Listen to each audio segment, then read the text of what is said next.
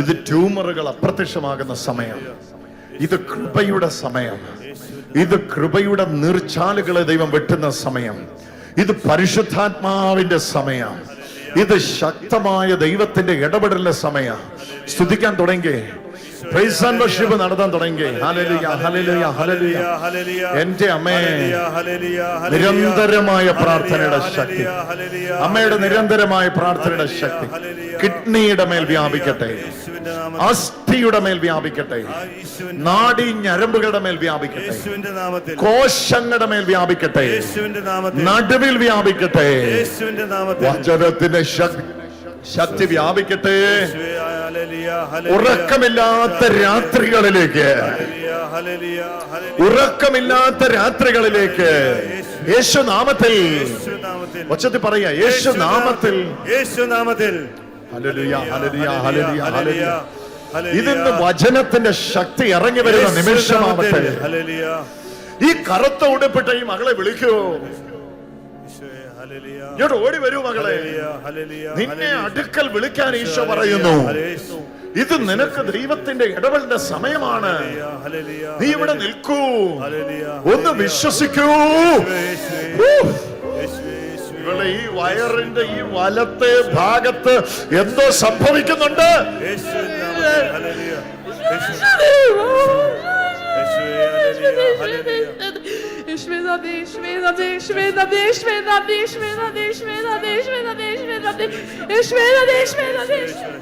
ശക്തി ഇറങ്ങുന്നു, ശക്തി ഇറങ്ങുന്നു, ശക്തി ഇറങ്ങുന്നു. ഈശോ വിളിച്ചോ, വിളിച്ചോ, വിളിച്ചോ. ഈശോ, ഈശോ. അടിയുന്ന മകളെ, സർജറി, സർജറി നടക്കുന്നു. ഡിവൈൻ സർജറി നടക്കുന്നു. കൈയടിച്ചു വിളിച്ചോ.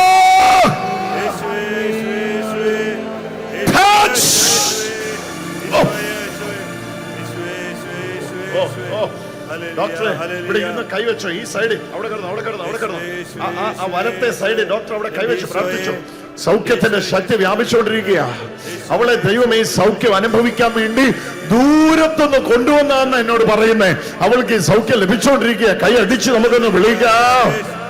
എന്താ നിന്റെ പേര്? നവ്യ. നവ്യ. നീ ദൂരെ ഇവിടെ വന്നാന്ന് പറയുന്നത്. എവിടുന്നാ വരുന്നേ? 2 മണിക്ക് ന്യൂസിലൻഡിൽ നിന്ന് വന്നതാണ്. ഇന്ന് രാവിലെ 2 മണിക്ക് ന്യൂസിലൻഡിൽ നിന്ന് എയർപോർട്ടിൽ നേരെ ഇങ്ങോട്ടാ വരുന്നേ.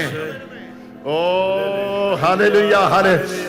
ന്യൂസിലാൻഡിൽ നിന്ന് വന്ന് ഈ അത്ഭുതം കൊണ്ടുപോകാൻ കർത്താവ് അവളെ തെരഞ്ഞെടുത്തിരിക്കുകയാണ്. Hallelujah, hallelujah.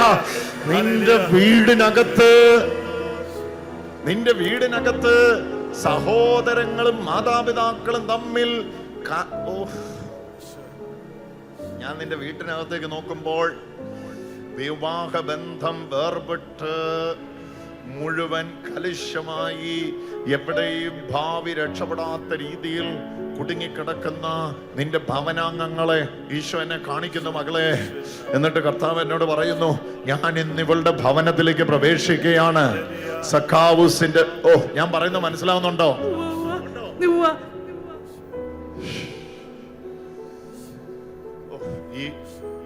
ഈ ഭവനത്തില് ഉള്ള എല്ലാവരുടെയും കുടുംബ ജീവിതത്തോടും ഭയങ്കര പോരാട്ടമാണ്, ഭയങ്കര യുദ്ധമാണ്.